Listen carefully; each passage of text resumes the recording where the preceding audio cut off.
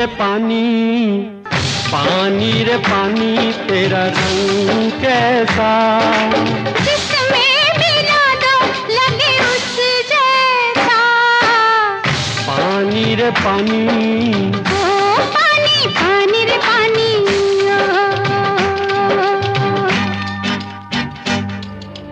आज़ादी के 60 वर्षों बाद भी देश की 40 करोड़ से भी अधिक आबादी को पीने के लिए स्वच्छ जल उपलब्ध नहीं है। सर्वे बताते हैं कि 2030 तक हर 3 लोगों में से एक तो बिना पानी के मर जाएगा, जबकि पानी को लेकर जबरदस्त राजनीति होती है हमारे देश में।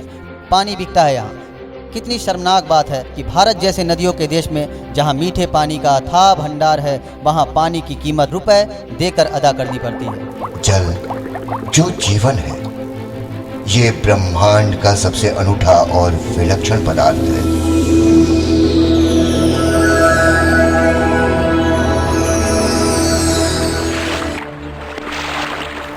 सभी प्राणियों के लिए ये अमृत तुल्य है।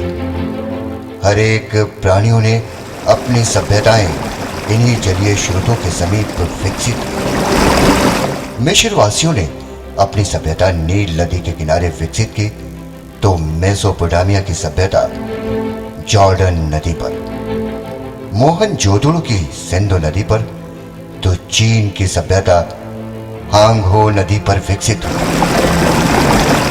जीवन दायिनी नदियां जिधर अपना रुख करती हैं, इंसान उधर ही चल पड़ता है।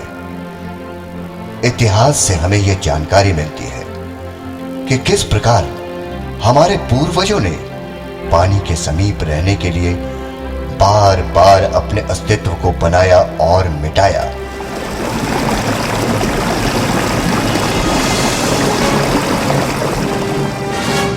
हिंदुओं के प्राचीनतम ग्रंथ ऋग्वेद में जल की प्रशंसा में स्पष्ट लिखा है, आपो वै सर्वा देवता, अर्थात समस्त देवताओं का स्वरूप जल है।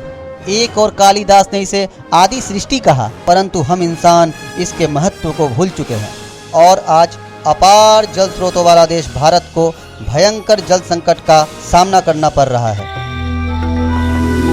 पृथ्वी की कुल जल संपदा का 97% जल खारा या नमकीन है।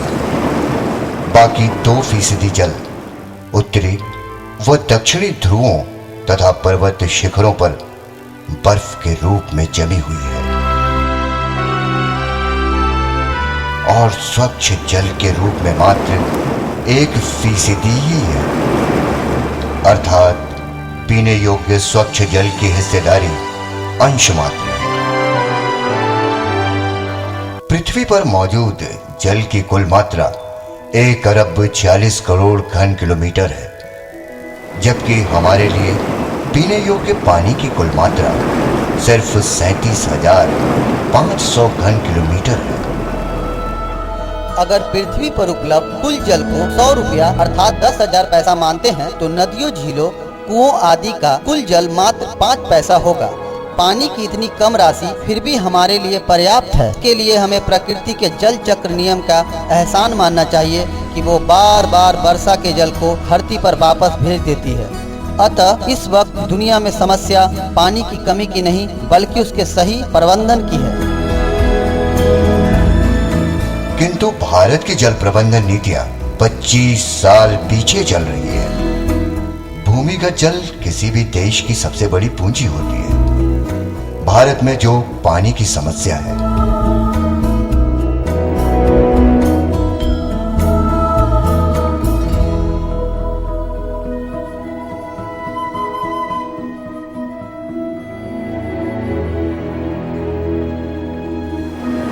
उसका सबसे प्रमुख कारण है भूमि के भीतर के जल का अत्यधिक मात्रा में दोहन और इसका प्रदूषित होना।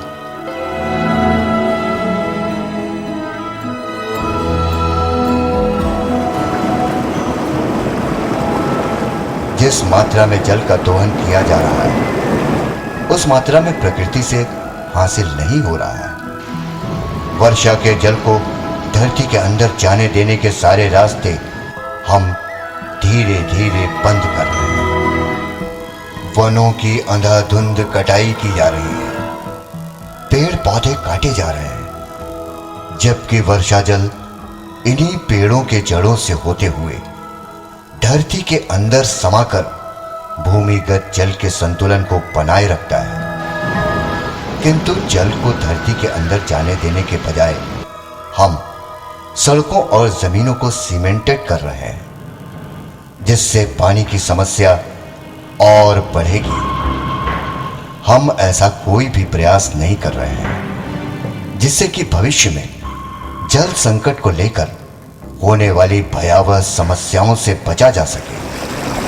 जल की कमी सूखे को निमंत्रण देती है और सूखे की वजह से भोजन की कमी पड़ जाती है। भोजन की कमी सर्वाधिक मौतों का कारण बनती है। तो क्या मृत्यु ही हमारी नियति बनेगी? हमने जल को दूषित करने के लिए सारे उपाय अपना लिए हैं। नदी, तालाब, कुएं, झरने सब प्रदूषित हो गए हैं। भूमि के अंदर जहरीले रसायन घुल रहे हैं, जिसमें पारा, शीशा, नाइट्रेट, कैडमियम, आर्सेनिक जैसे घातक पदार्थ तथा अन्य कीटनाशक आदि है। और हम इसी पानी को पीने को विवश हैं। दूषित जल के कारण विश्व की तकरीबन 25 करोड़ आबादी कैंसर, स्नायु, दिल तथा पेट की बीमारियों से जूझ रही है। पीलिया, टाइफाइड, हैजा, अतिसार, गुर्दे और जिगर की बीमारियों का कारण दूषित जल ही है। पानी पानी रे खारे पानी रे नैनों में भर जा,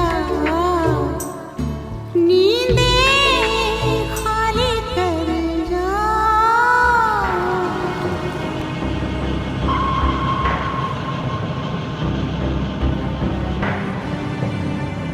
भारत में जल प्रदूषण का सबसे प्रमुख कारण बड़ी आवासीय बस्तियों से निकला मल जल है।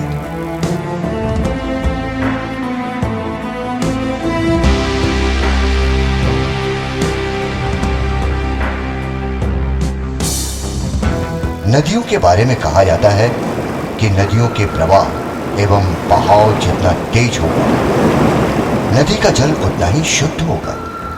जबकि बांध बनाकर नदियों के प्रवाह को हमने ही रोक रखा है, जिस कारण नदियां मरणासन अवस्था में चली गई है, या जो बची है वो मृत्यु हो जाएगी। उत्तर भारत की जीवन रेखा गंगा नदी का अस्तित्व खतरे में।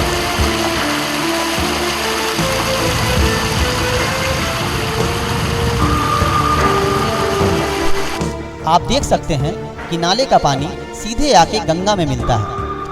तो हमें इसे रोकने के लिए गंगा के किनारे समानांतर एक नाले का निर्माण करना होगा, जो जाकर समुद्र तल तक मिल सके।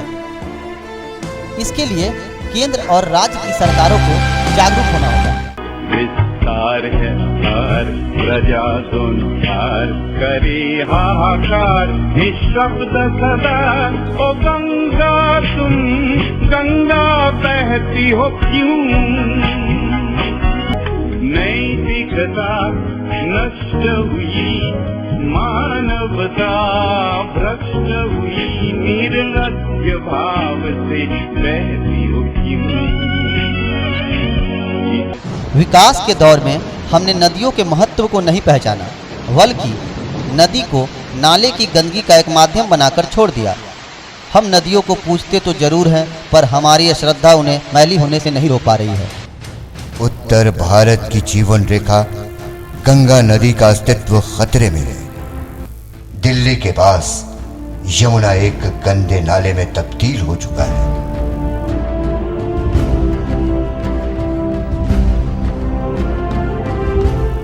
दक्षिण भारत की प्रायः सभी नदियां मृत्यु होने के कगार पर हैं।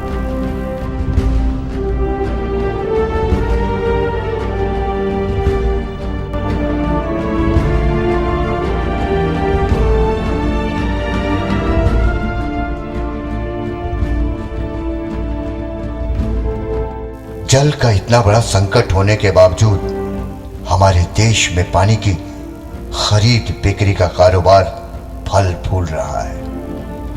इस बात का अंदाजा इसी तथ्य से लगाया जा सकता है कि हम और हमारी सरकार इतनी संवेदनहीन हो गई है कि राजस्थान जैसे अकाल पीड़ित राज्य जहां पानी की समस्या पहले से ही अधिक है, वहां भी पानी का दोहन विदेशी कंपनियों द्वारा किया जा रहा है। जयपुर से मात्र 45 किलोमीटर की दूरी पर स्थित एक गांव है जिसका नाम है काला डेरा। वहां एक विदेशी कंपनी ने अपना प्लांट स्थापित कर वहां के लोगों से पानी का हक ही छीन लिया।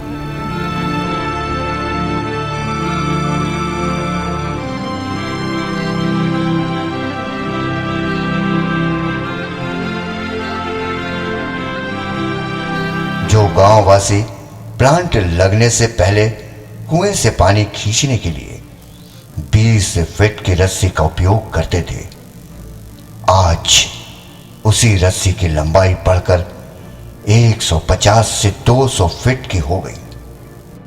शीतल पेयजल के नाम पर रेगिस्तान के पानी को जोंक की तरह चूसा जा रहा है। हमारे समाज में कोई भी व्यक्ति घोरतम नारकीय कार्य करके भी बेदाग रह सकता है एवं अपनी सामाजिक प्रतिष्ठा एवं स्थिति को कायम रख सकता है।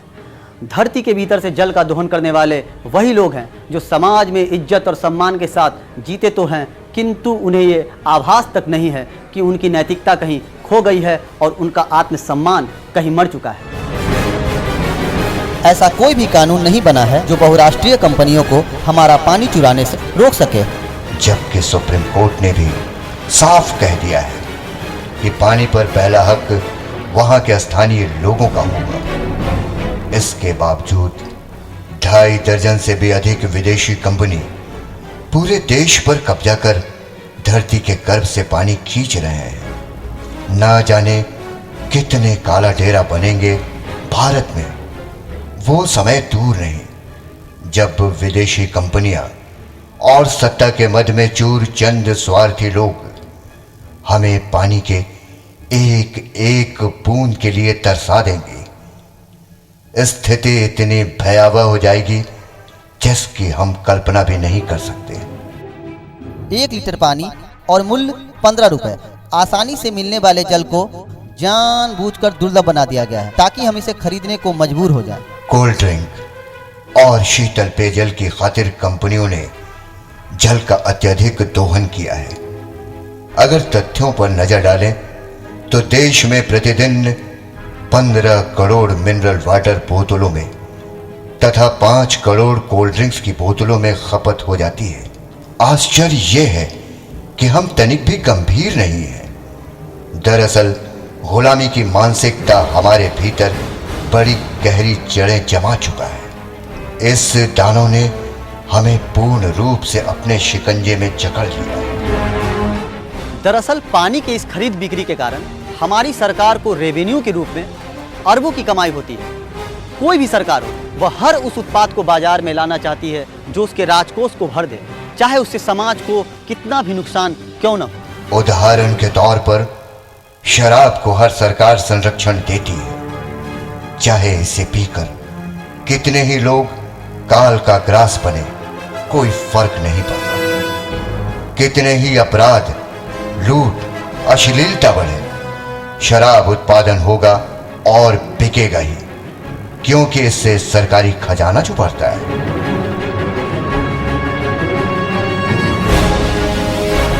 पानी का धंधा भी अब शराब की श्रेणी में आ गया है। पानी की चोरी होती है हमारे देश में।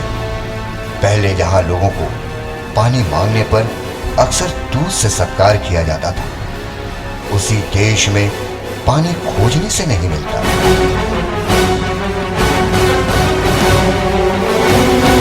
कैसी विडंबना है, हमारे ही पानी को हमारे ही धरती से खींचकर हमें ही बेच दिया जाता है। आखिर कौन है ये लोग जो हमसे हमारे हिस्से का पानी छीन रहे हैं? हमें तनिक विचार करना होगा। पानी खुदा की दी हुई बहुत बड़ी नेमत है। इस्लाम में इतनी ताकीद की गई है कि अगर दरिया के किनारे भी हो तो भी पानी का इस्तेमाल लिमिट में ही किया जाए। अगर कोई पानी पिलाने का इंतज़ाम करता है, किसी को पानी पिलाता है बग़ैर पैसा लिए हुए, तो गोया वो अपने लिए जन्नत के पानी का इंतज़ाम करता है। लगता है हम अपनी मनुष्यता खो चुके हैं। अगर नहीं तो फिर ये पानी का कारोबार क्यों? अंग्रेजी में एक कहावत है, failing to plan is planning to fail. अगर भविष्य में हम जल संरक्षण की ओर ध्यान नहीं देते हैं तो निश्चित ही हमें भविष्य में प्यासे मरना होगा। पूरे विश्व में करीब 130 करोड़ लोग पीने के पानी की समस्या से जूझ रहे हैं। ऐसा आभास होता है कि इसी पानी की कमी के कारण मानवीय सृष्टि का अंत होगा। क्या हम इसी जल की खातिर एक दूसरे का कत्ले आम कर मानव सभ्यता का नामो निशान मिटा देंगे? हर दिन पानी के कारण विश्व में छोटे छोटे हजारों झगड़े होते हैं। अगर बड़े झगड़ों की बात की जाए तो दिल्ली तथा हरियाणा के बीच यमुना जल के बंटवारे को लेकर विवाद है। तमिलनाडु और कर्नाटक के बीच कावेरी जल विवाद, चंबल नदी को लेकर राजस्थान एवं मध्य प्रदेश के बीच विवाद, चीन तथा भारत के बीच ब्रह्मपुत्र नदी को लेकर तनावपूर्ण स्थिति बनी हुई है। जबकि नदियों और अन्य जल स्रोतों का पानी राष्ट्रीय धरोहर होना चाहिए, लेकिन अनेक राज्य इसे मानने से इनकार कर रहे हैं। और जब हिंदुस्तान के अंदर राज्यों की स्थिति ये है तो राष्ट्रों का क्या होगा? दरअसल इंसान युद्ध लड़ने के बहाने ढूंढता रहता है, जिसकी संभावना पानी में दिख रही है। और जब सीमित जल को लेकर असीमित आबादी दौड़ लगाएगी तो परिणाम युद्ध में तब्दील हो जाएंगे। मात्र पिछले 50 वर्षों के दौरान पानी के मसले को लेकर राष्ट्रों के बीच तनातनी के 1700 से अधिक मामले सामने आए हैं। परिस्थितियां ऐसी ही रही तो राष्ट्रों के बीच युद्ध होगा। तो क्या अगला विश्व युद्ध पानी के लिए होगा? हाल ही में हैदराबाद स्थित एक संस्था नेशनल जियोफिजिकल रिसर्च इंस्टीट्यूट को एक अध्ययन के दौरान पता चला है कि दिल्ली, हैदराबाद, मुंबई, चेन्नई सहित देश के कई महानगरों में भूमि जल अपने आप खत्म हो जाएगा। हरियाणा, पंजाब, राजस्थान, तमिलनाडु में पेयजल की गंभीर समस्या उभरी है, क्योंकि यहाँ के भूजल का अधिकतम दोहन कृषि कार्य हेतु किया जा चुका है।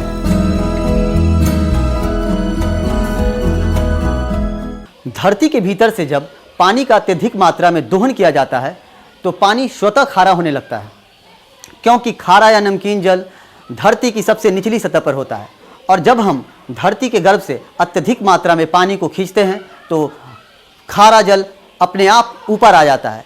इससे ना तो हम पी सकते हैं और ना ही खेतों की सिंचाई कर सकते हैं, बल्कि इससे फसलें बर्बाद हो जाएंगी। और वर्तमान परिस्थितियों में इस समस्या का तत्काल एकमात्र उपाय वर्षा के जल का भंडारण करके ही किया जा सकता है।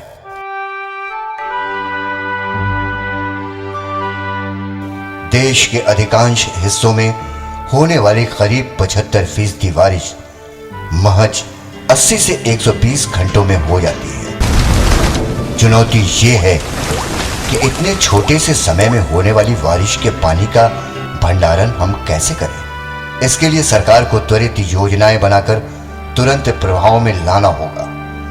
आम लोगों को भी इस चुनौती को स्वीकार कर अपनी निजी नीतियां बनानी होगी।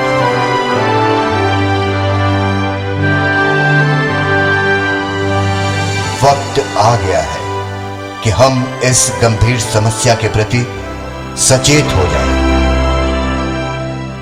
केंद्रीय भूजल बोर्ड ने देश के करीब 800 ऐसे भूखंडों को पद चिन्हित किया है जिसका जल स्तर निरंतर घट रहा है। गुजरात के मेहसाणा और तमिलनाडु के कोयम्बटूर जिलों ने अपनी भूजल संपदा हमेशा के लिए खो दी है। तब हम क्या करेंगे जब देश का प्रत्येक भूभाग अपनी भूजल संपदा हमेशा के लिए खो देगा? भारत को शीघ्र ही अपना एक जल भंडार बनाना ही पड़ेगा। ताकि भारतवासियों को स्वच्छ जल और पर्याप्त उपलब्धता हासिल हो सके।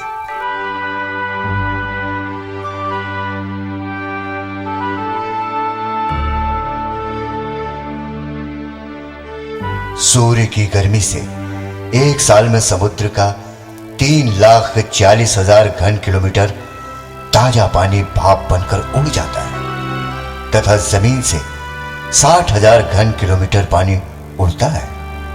इस प्रकार तकरीबन 4 लाख घन किलोमीटर ताजा पानी धरती और आकाश के बीच तैरता रहता है। ऊपर उड़ने वाला यही पानी वर्षा के रूप में धरती पर आता है।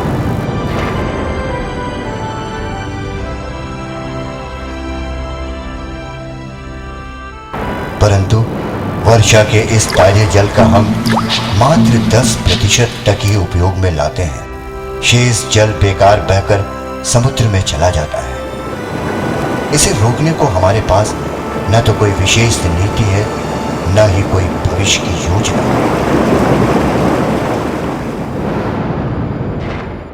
केंद्र एवं राज्य सरकार को साथ मिलकर जल संरक्षण और इसके प्रबंधन के लिए नीतियां तैयार करनी होगी, जिसमें नदियों की देखरेख, नहरों का निर्माण, कृषि निवेश वृद्धि, जल संरक्षण आदि प्रमुख एजेंडा होना चाहिए। देश में वर्षा का स्तर एक जैसा न होने के कारण कहीं बाढ़ की स्थिति है तो कहीं सूखे की समस्या। इस स्थिति से निपटने के लिए नदियों को जोड़ने की योजना पर विचार किया जा रहा है। मकसद ये है कि पूरे भारत में पानी का समान रूप से वितरण हो। नदियों को जोड़ने का काम अगर युद्ध स्तर पर नहीं किया गया तो हमारे सामने सैकड़ों समस्याएं खड़ी होंगी। कुछ पर्यावरणविद और विद्वानों का कहना है कि अगर नदियों को जोड़ा गया तो लाखों हेक्टेयर कृषि भूमि एवं वन क्षेत्र जलमग्न हो जाएंगे। बड़ी संख्या में मनुष्य और जानवरों का पलायन होगा। पर्यावरणविद नदियों को जोड़ने को प्रकृति के विरुद्ध मानते हैं। इनका ज्यादा जोर जल संरक्षण पर है। इनका कहना भी सही है, परंतु एक सवाल यह भी है कि किसी नदी के आंतरिक जल को किसी सूखी नदी में ले जाना गलत है क्या? बाढ़ का जो पानी बेकार बहकर समुद्र में चला जाता है, वह अगर किसी सूखी नदी में बहे तो क्या गलत है? भारत में नदियों को आपस में जोड़ने की योजना 2002 में शुरू की गई थी। इस समय देश को भयंकर सूखे का सामना करना पड़ा था। सुप्रीम कोर्ट ने अक्टूबर 2002 में सरकार को यह आदेश दिया था कि वो देश की नदियों को 10 साल के भीतर जोड़ने का प्रयास करें, किंतु सारी योजनाएं अधूरी साबित हुई। नदियों के जुड़ने से हम बाढ़ की त्रासदी से तो बचेंगे ही, साथ ही 2050 तक 16 करोड़ हेक्टेयर कृषि भूमि भी सिंचित होने लगेगी, जबकि वर्तमान में 14 करोड़ हेक्टेयर भूमि में ही सिंचाई हो पा रही है। जबकि देश की सर्वोच्च अदालत भी नदियों को जोड़ने के पक्ष में है। पूर्व राष्ट्रपति एवं देश के शीर्ष वैज्ञानिक डॉक्टर APJ अब्दुल कलाम के शब्दों में, नदियों को जोड़ने की योजना को तत्काल लागू करना चाहिए। मैं महसूस करता हूं कि इससे देश को बाढ़ व सूखे के अनंत चक्रव्यूह से छुटकारा मिलेगा। विकसित देशों में समुद्र में जाने से पहले ही नदी जल का अधिकतम प्रयोग कर लिया जाता है। पूर्व सोवियत संघ में शामिल अराल सागर से जल का स्थानांतरण, इजराइल में गैलीलो झील से तटीय इलाकों में जल स्थानांतरण कर जल समस्या को काफी हद तक खत्म कर दिया गया। भारत में लगभग 70 से 75% जल का प्रयोग कृषि कार्य में होता है। इसके नियंत्रण के लिए सिंचाई के हमें आधुनिक तरीके अपनाने होंगे। फसलों का चयन करना होगा। 1 किलो गेहूं उत्पादन करने के लिए करीब 500 लीटर जल की आवश्यकता होती है। खाद्य एवं कृषि नीतियों के विश्लेषक देवेंद्र शर्मा का कहना है 1 केजी गो मांस के उत्पादन में 16 केजी अन्न की आवश्यकता पड़ती है। 1 केजी मांस की समग्र उत्पादन प्रक्रिया में करीब 70,000 लीटर पानी खर्च हो जाता है। 1 टन इस्पात या कागज बनाने के लिए 100 टन जल चाहिए। इससे भी बढ़कर 10 लाख किलोवाट क्षमता वाले परमाणु संयंत्रों में 24 घंटे अर्थात एक दिन में करीब 425 करोड़ लीटर जल की आवश्यकता पड़ती है। चंद घंटों में इतनी विशाल जल राशि की खपत की हम कल्पना भी नहीं कर सकते। हरित क्रांति के दौर में हमने हैंड पंप लगवाए। सरकार ने बोरिंग की इजाजत दे दी क्योंकि हमें ज्यादा से ज्यादा अनाज पैदा करना था। सिंचाई परियोजनाएं लागू की गई किंतु सब व्यर्थ हो गया। आज हैंड पंप सूख चुके हैं। भूमि के अंदर का जल दूर हो चुका है। देश का जल प्रदूषित है। सिर्फ भारत ही नहीं, विश्व के अन्य देश भी जल संकट से जूझ रहे हैं। अगर आने वाले समय में पानी के लिए युद्ध होता है तो कोई आश्चर्य की बात नहीं है। अब सवाल ये उठता है कि इस समस्या से निजात पाने के लिए आम लोगों का क्या योगदान हो सकता है। देश की जनता ऐसा क्या करे जिससे कि शासक वर्ग भी जल को लेकर संवेदनशील हो जाए। तो आप सबसे पहले पानी की खपत कम से कम करें, इसे व्यर्थ बहने न दें। नदी, तालाब और जल के किसी भी स्रोत को दूषित न करें। पानी प्रकृति की ओर से दिया गया एक निःशुल्क उपहार है, इसे खरीद कर न पिए और यदि आप सक्षम हैं तो प्यासे लोगों के लिए मुफ्त प्याऊ की व्यवस्था करें। बस आप सचेत हो जाएं, बाकी सब कुछ अपने आप हो जाएगा। जय हिंद, वंदे मातरम।